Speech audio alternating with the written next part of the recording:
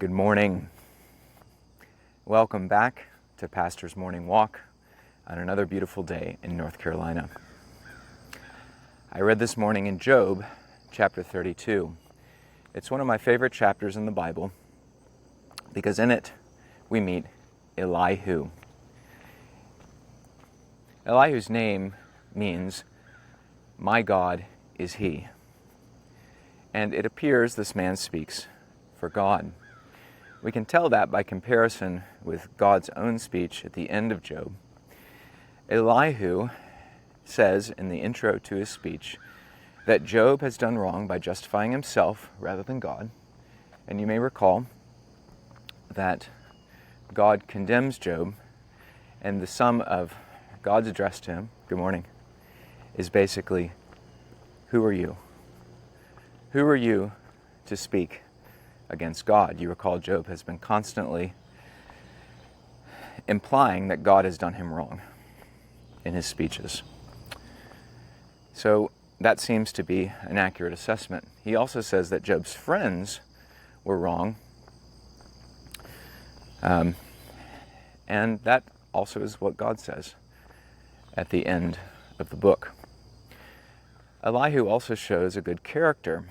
He shows it by waiting patiently for the older men to speak. He explains how he held his tongue. He waited until Job and his friends had finished speaking because they were older than he was. This is good, but he also shows his character by refusing not to speak. He knew that he had something important to say, something that was godly, true, and edifying, and he wouldn't hold it in. This is striking, and I think it reveals a huge lack today. There are men, many of them, who know what's right, who know what's true, who know, on the other side, what is wrong and false. They know many of the great evils of today's church and state, and yet they won't say anything. They will use Elihu's words as an excuse, they should listen to the older man, etc., but they don't then follow Elihu's example by, after listening, giving an honest assessment.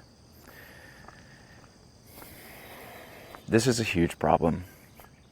We have men, even ostensibly right-wing Christian men, with some demonstrated zeal for public truth, nonetheless purposefully hedging or reducing or being quiet on that truth.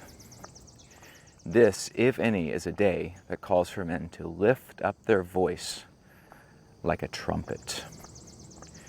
And in a case like our day, where there is such gross, widespread, harmful evil in both church and state, for a man to keep his head down, not rock the boat,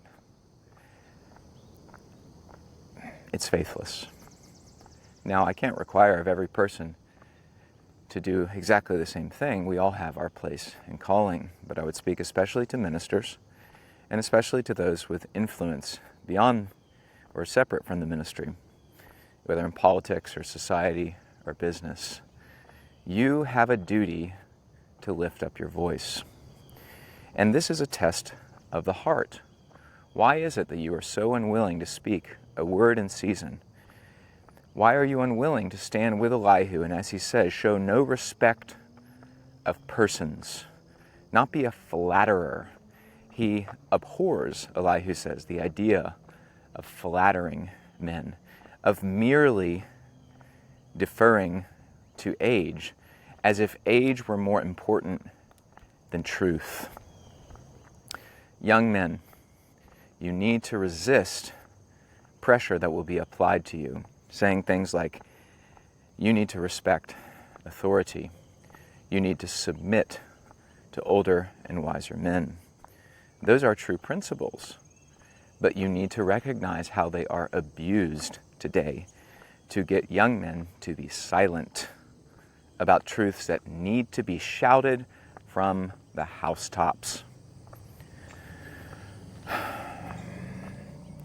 I worry about the hearts of men who are unwilling, as Elihu was, to speak the truth, even against the older.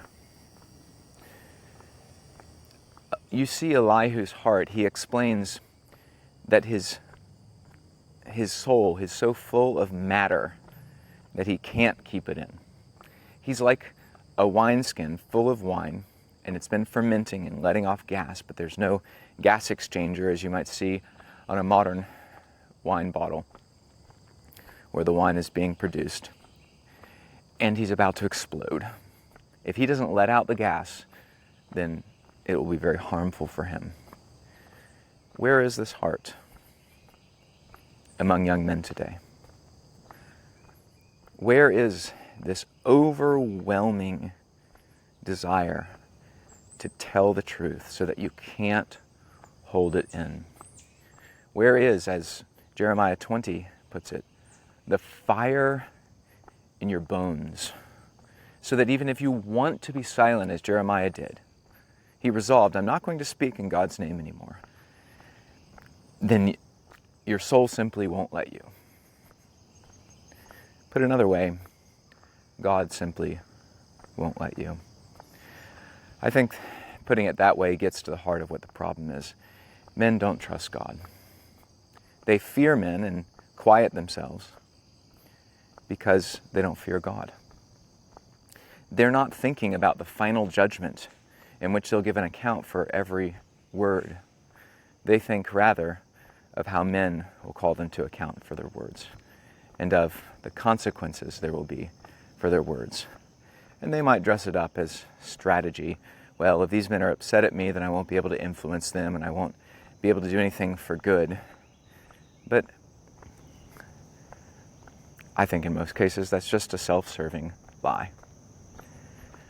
The truth that needs to be told needs to be told. And if not by you, then by who else? How, I ask, has all this strategy employed by our great influencers actually caused the reformation that we need? It hasn't. In fact, this conservative strategy, which many have written about, is basically a way to be beautiful losers. It's a way to excuse themselves for their cowardice by thinking that they are actually winning the war when they are manifestly losing. Look and open your eyes. The truth is slain in the streets. And if you think that the way to revive the truth is by keeping quiet about it, no. You're foolish, or you're a coward, or both. We need Elihus whose bellies are full of truth and can't keep them in, who are willing to tell the truth no matter what, and who are willing, like Elihu was, to be vindicated by God himself, even though the men we speak to and other men listening may not hear. We need the spirit of the martyrs, a willingness even to die for the truth because it needs to be said. The truth, the only truth that will save souls, the honest truth about sin, about salvation, about judgment, about righteousness. I plead with men, just tell the truth. That's strategy enough. Tell the truth boldly, plainly, with zeal, with love for the souls of men that need to hear that truth, and flee from all self-love and all these excuses that just hide cowardice.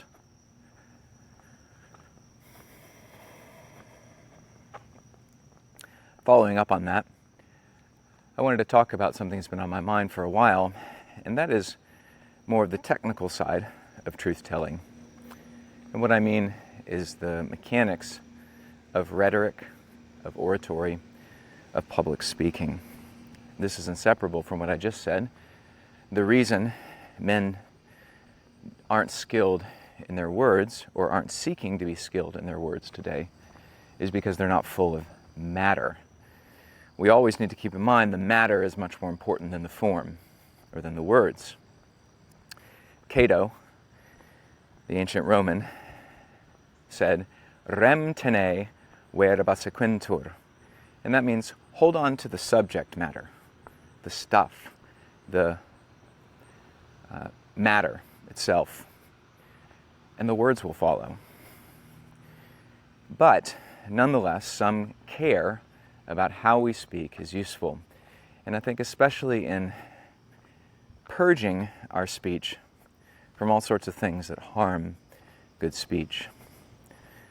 I listen to modern rhetoric, modern preaching, modern lectures, conference speeches, etc. And my judgment is that public speaking is at quite a low ebb.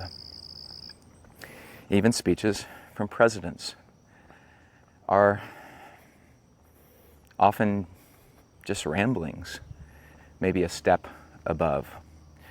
There's very little structure. There's very little forcefulness and zeal. There's very little seeking of the hearts of men. There's little sobriety. There's always a desire to tell jokes, to butter up the audience and make him feel comfortable. And there's also a continual casual tone and conversational way of speaking, even in a conference speech to, say, 1,000 people, which is inappropriate and also shows a bit of what I spoke against before, this man-pleasing spirit. We're in need of men who speak soberly, clearly, effectively, directly, to the heart. This needs to be modeled, and it needs to be practiced. I have in my mind to offer a week-long course in January with my seminarians in mind, but I'm thinking to open it up to others. A course in public speaking, in spoken rhetoric, in oratory. This is a great need today, and I think if this need is met, we will have more hope for the reform that we need in the church and state. In both of which, oratory is an essential means appointed by God to bring true reform. Both political oratory in the civil commonwealth and ecclesiastical or spiritual oratory, that is, preaching, in the church commonwealth. In both, the sober statesman telling the truth without respect of persons, clearly, persuasively, and with zealous application, is God's appointed way to win hearts and minds. So, pray that He will teach our men to lift up their voice. May the Lord bless you.